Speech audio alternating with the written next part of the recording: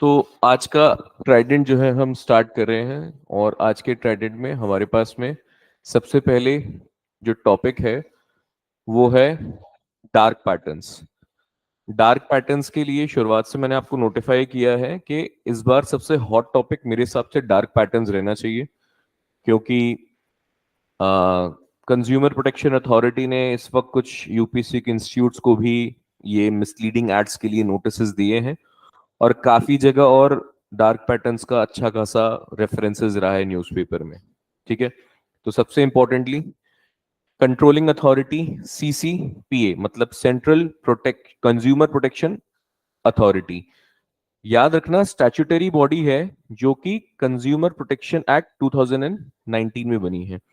Now जैसे कल मैंने आपको टास्क दिया था, अब मैं आपको डेली बेसिस पे कुछ ना कुछ इसे टीजर दूंगा जिसको आपको थोड़ा सा पढ़ना है एडिशनली।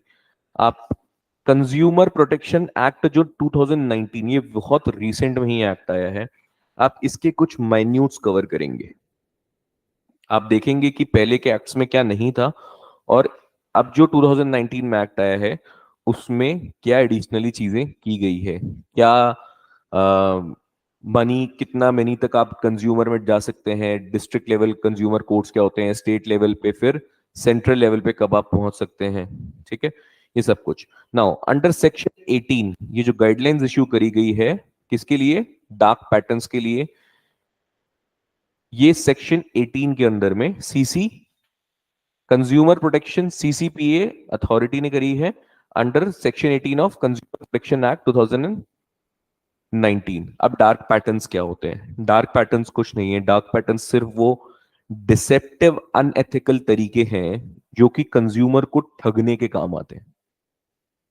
ठीक है, अब आप जैसे ही इसके टाइप्स पढ़ेंगे तो टाइप्स में आपको एग्जैक्टली मैच करते जाओगे कि आप कि ऐसा तो आपके साथ में डेली बेसिस पे होता है। So these are the deceptive patterns which are unethical in nature, चाहे वो यूजर इंटरफेस की फॉर्म में हो या यूजर एक्सपीरियंस करे। सो होता क्या है कि ये डिप्लॉय करने से कंपनी को बेनिफिट होता है, मतलब वो पैसा कमाती है या उनका बिजनेस चलता है। बट अनएथिकल क्यों है? क्योंकि आपको ट्रू इंफॉर्मेशन या कंप्लीट इंफॉर्मेशन नहीं मिलती है किसी भी प्रोडक्ट के बारे में या सर्विस के बारे में जो आप परचेज करने वाले हैं। ठीक है, नाउ ऑफ कोर्स सीसीपीए ने इसका कॉग्निजेंस क्यों लिया? क्योंकि यहां पे कंज्यूमर फाइनेंशियली और अपना डेटा देके एक्सप्लॉइट हो रहा है। आप देखिए, आप गूगल करिए, कोई भी प्रोडक्ट आप गूगल करो और तुरंत आप फेसबुक इंस्टाग्राम पे देखोगे कि उसके एड्स आने लग जाते हैं। वो क्या है? आप डेटा अपना दे रहे हो, वहां से आपका पैटर्न्स को कैच किए जाते हैं और फिर आपको मजबूर किया जाता है कि आप उसको खरीद लो खरीद लो खरीद लो। ठीक है, 25% फॉल हो गया है रेट्स में, और urgency last few stocks left, इस तरह की अर्जेंसी आपको दिखाई जाती है, फॉल्स अर्जेंसी बोलते हैं इसको। तो कंज्यूमर अफेयर मिनिस्ट्री ने, है ना, डार्क पैटर्न्स आइडेंटिफाई करते हुए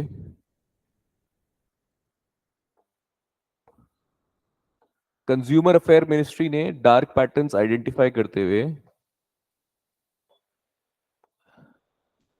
ये ई कॉमर्स कंपनीज को नोटिफाई किया कि किस तरीके के डार्क पैटर्न्स आप डिप्लॉय कर रहे हैं। पहला, फॉल्स अर्जेंसी। फॉल्स अर्जेंसी का मतलब स्कार्सिटी ऑफ गुड्स, खत्म होने वाला है प्रोडक्ट, तुरंत खरीद लो, last few products left. Basket sneaking, आपसे बिना पूछे शॉपिंग कार्ट में आपसे ऐड कर दिया, मान लीजिए केचप के सैशेस। ठीक है, गिफ्ट वाउचर्स, गिफ्ट रैप कर देते हैं उसको, एडिशनल चीजें ऐड कर देते हैं जिसको बारे में आपको नोटिफाई भी नहीं किया जाता। कंफर्म शेमिंग, आप नहीं खरीद रहे हैं तो उसके लिए आपको बोलेगा कि आपका जो व्यू पॉइंट है गलत है, आपको गिल्ट देंगे इस चीज के लिए। If you are not purchasing such a product और गुड्स, तो आपको क्या बोलेंगे कि ये अच्छी बात नहीं है, आपको तो ये लेना चाहिए था। फोर्स्ड एक्शन मतलब आप किसी भी तरीके से कंज्यूमर आप हैं, तो आपको इस तरह से पुश किया जाएगा कि आप नेचुरली उसके लिए साइन अप करेंगे उस सर्विस के लिए, और in order to access particular service जो इसको एक्चुअली आपको खरीदना है, उससे पहले आपके लिए कोई एक ऐसा स्क्रीन बना दिया जाएगा, फिल्टर बना दिया जाएगा, जिसको आपको एक्सेस करना ही पड़ेगा वहां तक पहुंचने के लिए। लेट्स से शैम्पू के साथ में कंडीशनर, मुझे शैम्पू ही खरीदना है, कंडीशनर मुझे खरीदना ही नहीं है, लेकिन मिलेगा सिर्फ साथ में, तो मजबूरन आपको लेना पड़ जाएगा। नैगिंग मतलब आपको क्रिटिसाइज किया जाएगा या कंप्लेन की तरह दिखाया जाएगा कि नहीं नहीं ऐसा चीज जो है, रिक्वेस्ट किया जाएगा, रिक्वेस्ट फॉर एक्शंस, कि आपको कुछ करना पड़ेगा, आपके स्किन पे दाग धब्बे दिख रहे हैं, ये दिख रहे हैं, वो दिख रहे हैं, तो आपको क्या है, एक्शन के लिए वो प्रोवोक करेंगी। सब्सक्रिप्शन ट्रैप्स, आपने कोई सर्विस सब्सक्राइब कर ली, अब नेटफ्लिक्स आपने सब्सक्राइब कर लिया, लेकिन उसको कैंसिल करने के लिए सब्सक्रिप्शन को मल्टीपल स्टेप्स है। सब्सक्राइब करते वक्त आपके लिए जो कॉल टू एक्शन बटन लगा हुआ है वो इतना सिंपल है कि आपने सब्सक्राइब किया, पेमेंट के लिए स्टार्ट कर दिया और वो पैसे कटना शुरू। लेकिन जब आप सब्सक्रिप्शन एंड करने जाते हैं तो आपको ढूंढना पड़ता है कि सब्सक्रिप्शन एंड कैसे करें, ये ट्रैप सेट किया जाता है। Bait and switch, bait and switch का मतलब मैं आपको दिखा कुछ और रहा हूं और बेच कुछ और रहा हूं। हिडन कॉस्ट, जब मैं फाइनली अपना परचेज कर लेता हूं, कोई भी गुड्स को मैं परचेज कर लेता हूं, तो मुझे पता लगता है कि यार यहां से लेके वहां तक की मुझे डिलीवरी कॉस्ट भी आपको एक्स्ट्रा देनी पड़ेगी। आप मुझे 899 दिखा रहे हो, लेकिन आप फिर बताओगे कि इसमें बाइंडिंग कॉस्ट अलग है, इसमें डिलीवरी कॉस्ट अलग है, इसमें एक्स चीज की कॉस्ट अलग है। अगर मुझे आपको बताना है कि यार इसमें मैप्स इंक्लूडेड, फॉर एग्जांपल इस बुक के अंदर मैप्स है, अगर आपको मैप्स चाहिए तो मैप्स की अलग कॉस्ट है, अरे तो टोटल प्राइस आप एक साथ बता दो, लेकिन वो क्या है, हिडन कॉस्ट रहती है। Next is disguised ads. Disguised ads क्या होते हैं, मतलब कि इस तरीके से कुछ कंटेंट पेश किया जाता है व्लॉगिंग की फॉर्म में, या लेट्स से न्यूज आर्टिकल्स की फॉर्म में, कि आपको सटल तरीके से वो पेश किया जाता है, बहुत सटल वे में, कि ये प्रोडक्ट अच्छा है। आप न्यूज़पेपर्स में देखेंगे, आर्टिकल में देखेंगे, तो इंटरव्यू चल रहा है, इंटरव्यू में चलते हुए कि आप क्या यूज करते हैं इसके लिए, तो बोलेंगे कि हाँ मैं ये प्रोडक्ट यूज करता हूँ। तो इस तरीके से क्या है, आपको नैप किया जाता है। ये डिस्गाइज फॉर्म ऑफ एड्स होते हैं।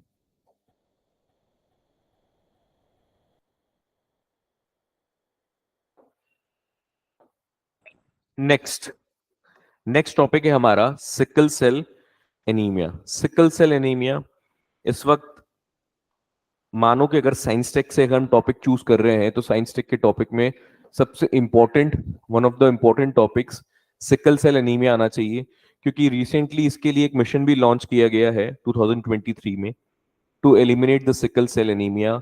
एंड हमारा टारगेट है कि हम 2047 तक सिकल सेल एनीमिया को क्या करेंगे, एलिमिनेट कर देंगे।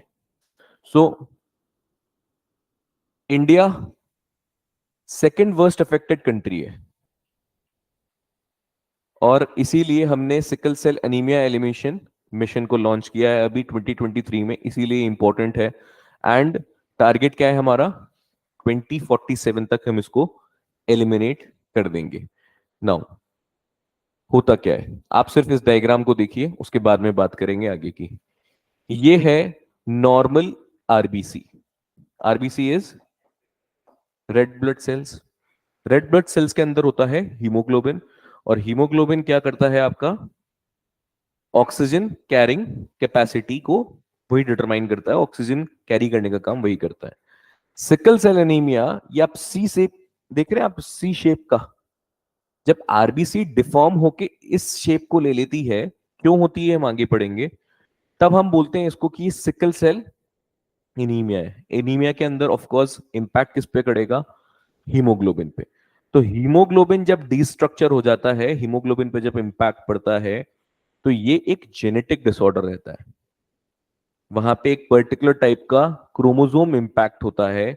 इसीलिए मोस्टली ये मलेरिया जहां पे प्रेवलेंट है एरियाज में, वहां पे पाया जा रहा है, और ट्राइबल पॉपुलेशन इस पे ज्यादा इंपैक्ट हुई है। तो यहां से आरबीसी, नॉर्मल आरबीसी से यहां तक का सफर क्या है, ये हम अभी आगे पढ़ेंगे, लेकिन सिकल सेल एनीमिया में आरबीसी की शेप कुछ इस टाइप की हो जाती है। अभी आप देख रहे हैं सिक्कल इंस्ट्रूमेंट आता है ना, एक सिक्कल, अरे फार्मिंग इंस्ट्रूमेंट होता है ना सिक्कल, वैसा। जी। तो इट इज इनहेरिटेड, सबसे पहली बात तो जेनेटिकली ट्रांसफर होगा, एंड आरबीसी डिसऑर्डर है। Now in sickle cell anaemia diseases the haemoglobin is abnormal, क्योंकि इंपैक्ट क्या होगा, हीमोग्लोबिन पे ही इंपैक्ट पड़ेगा, क्योंकि आरबीसी से रिलेटेड डिसऑर्डर है। इसी कारण से ये किस शेप को ले लेता है।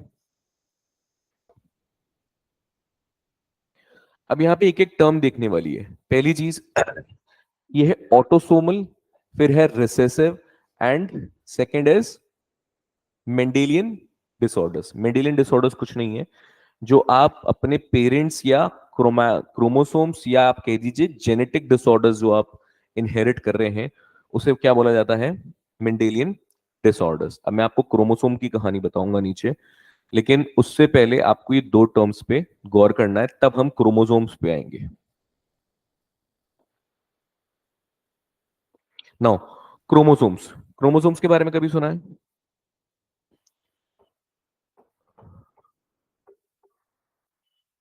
क्रोमोसोम्स कितने पेयर होते हैं हमारी बॉडी में, 23। 23 pairs and total number of 46। एक हर पेरेंट से जो हमको मिलता है, आइडेंटिकल क्रोमोसोम हमको हर पेरेंट से, दोनों पेरेंट से एक एक मिलता है।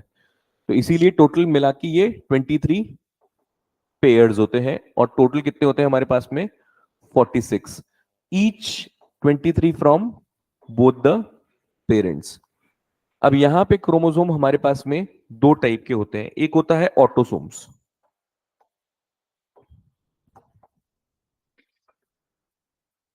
ऑटोसोम्स, और दूसरा होता है allosomes.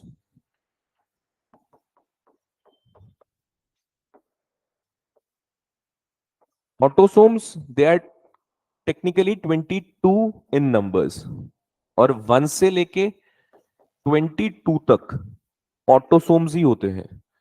23rd pair, 23rd pair, ये क्या कहलाता है, एलोसोम्स।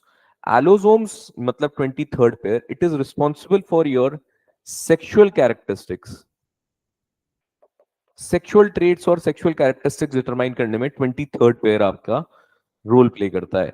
बाकी के 1 to 22 जो क्रोमोसोम्स या क्रोमोसोम्स के पेयर हैं, जिसे हम ऑटोसोम्स बोलते हैं, वो आपके मेटाबॉलिक एक्टिविटी में जनरली कन्फाइंड रहते हैं, मतलब नॉन सेक्सुअल एक्टिविटी में, most importantly non sexual activity में। अब ये नंबर्स कैसे होते हैं, नंबरिंग कैसे होती है, नंबरिंग होती है इनकी साइज वाइज। अगर 1 to 22 की अगर हम बात करें, तो सबसे लॉन्गेस्ट 1 जो सबसे लॉन्गेस्ट पेयर है, और 22 जो सबसे शॉर्टेस्ट पेयर है। इसका मतलब 1 से छोटा 2, 2 से छोटा 3, 3 से छोटा 4, ये पेयर्स हैं। और इस तरीके से 22nd जो होगा वो शॉर्टेस्ट पेयर ऑफ क्रोमोसोम होता है।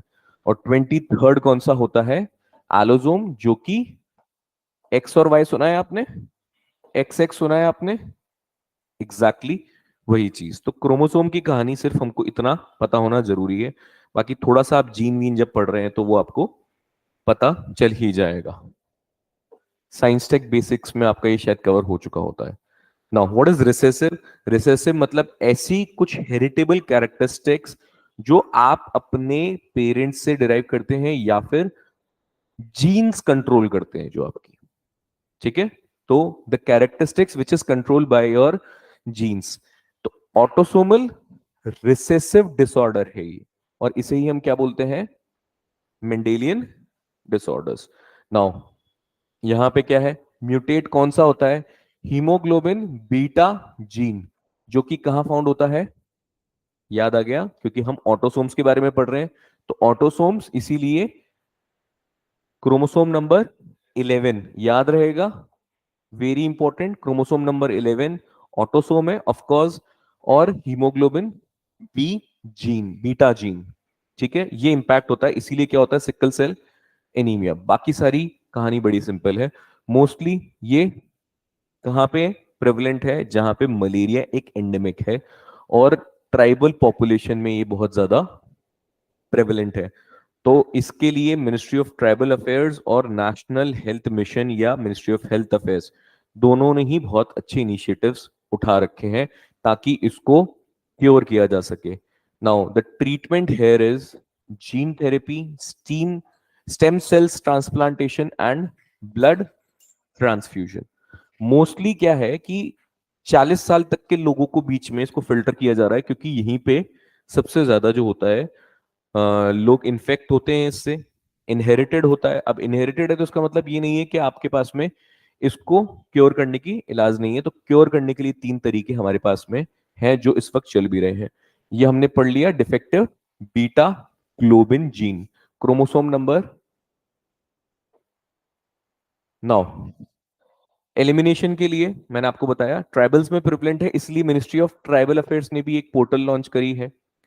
नेशनल हेल्थ मिशन के अंडर में एक स्पेशल कार्ड्स डिस्ट्रीब्यूट हो रहे हैं जहां पे अवेयरनेस भी होगी और ट्रीटमेंट भी इसका लिए प्रोवाइड करवाया जा रहा है।